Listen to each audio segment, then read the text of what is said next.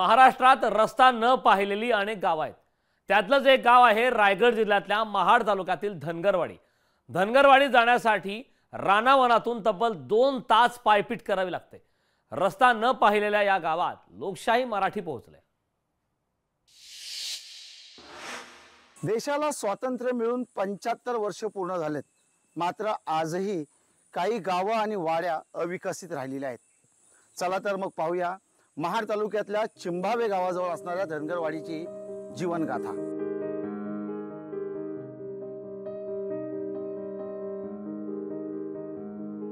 रस्ता न पाहिलेल्या धनगरवाडीत जाण्यासाठी आम्ही निघालो खरं, पण ही वाट सहज आणि सोपी नव्हती। चिखल तुडवत दगड धोंड्यांमधून बरीच पायपीट करत आम्ही रायगड आणि रत्नागिरीच्या सीमेवरच्या डोंगरात वसलेल्या धनगरवाडीत पोहोचलो। चिंभावे ग्रामपंचायतीच्या हद्दीत असलेल्या धनगरवाडीत जाण्यासाठी कोणताही रस्ता नाहीये। रस्ता नसल्यानं गावात विकास पोहोचलाच नाही। निम्म गाव रिकामं होतं। गावात फक्त वृद्ध लोकच राहिल्यासारखी स्थिती। तरुण मंडळी रोजगाराच्या शोधात मुंबईत गेलेली। बाहेरच्या जगापासून संपर्क तुटल्यासारखी या गावाची अवस्था झाली आहे। वाडीत राहणारी लोक पण मुंबईला जायला लागली आणि इथे त्यांना कुठलीही नाही अपेक्षा नाही आहे की इथे चांगलं होईल की काय होईल। मुलं शाळेत जायला तर मुलांना पण रस्ता नाही आहे। पावसातून अटकतायत मुलं, किती नुकसान होते, किती काय होते। आम्हाला रस्ता असा मिळतच नाही आहे आणि रस्त्याचं आम्हाला हे नाहीच आहे।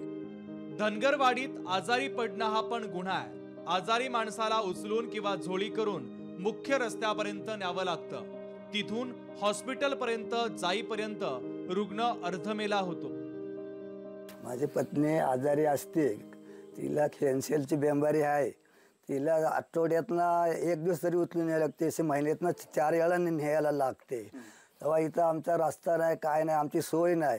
आम्ही खांदेव किंवा असं डालग्यामध्ये उचलून घेऊन जातो, अशी आमची परिस्थिती आहे।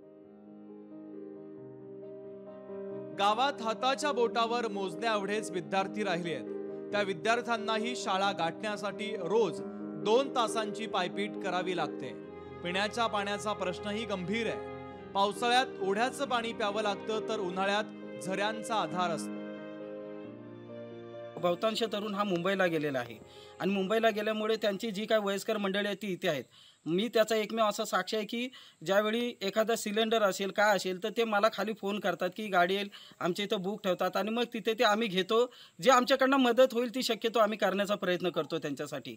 आणि ह्याचे हाल आहेत आणि माझी तर सरकार मायबापला विनंती आहे की या हालातून यांना मुक्त करायचं आहे, तर आपण त्यांना रस्ता इथे बनवून द्या। या गावकऱ्यांना मतदानाचा अधिकार मिळाला आहे, पण माणूस म्हणून हक्क असलेल्या मूलभूत सोयी सुविधा मिळालेल्या नाहीये। पाहणाऱ्यांनी मंगळावर जाण्याची स्वप्न खुशाल पाहावी, पण धनगरवाडीसाठी पहिल्यांदा रस्ता करावा अशी साधी अपेक्षा इथल्या गावकऱ्यांची आहे। ही अनास्था अशीच राहिल्यास धनगरवाडीची ओसाडवाडी झाल्याशिवाय राहणार नाही। या लोकशाहीच्या बातमीनंतर या नागरिकांसाठी येण्या जाण्यासाठी आणि जीवनावश्यक बनलेल्या रस्त्याची सुविधा करावी हीच माफक अपेक्षा। व्हिडिओ जर्नलिस्ट गणेश भुवडसह भारत गोरेगावकर, लोकशाही मराठी, रायगड।